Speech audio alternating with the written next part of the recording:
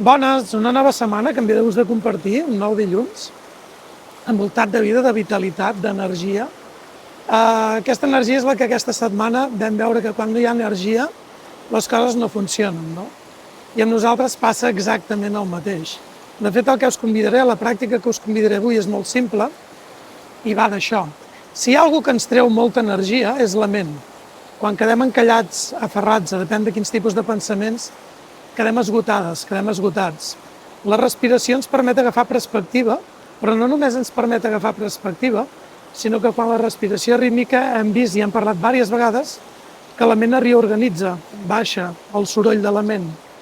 Quan el soroll de la ment baixa i tu fas una respiració ampla, profunda, rítmica, i que a més hi ha unes pauses, això permet que hi hagi un intercanvi. El que tu respires va als pulmons, als alvèols, va a la sang ho bombeja i ho posa a cada una de les cèl·lules del nostre cos. La proposta d'aquesta setmana és que t'has de carregar de vitalitat per poder sostenir tot el que has de sostenir.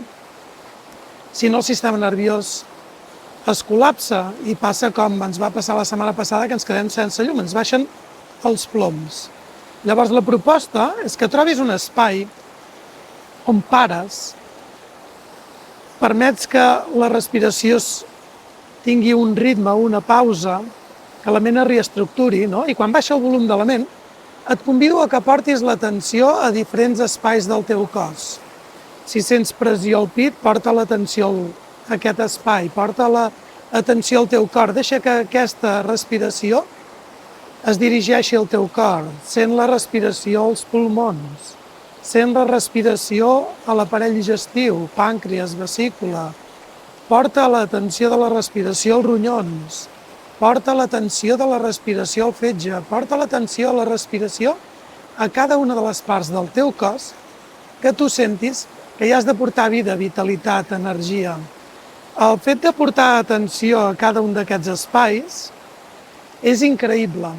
Quan observes vas veient que és com si es anés reestructurant, trobés una forma de relacionar-se amb la vida d'aquell aparell digestiu de forma diferent.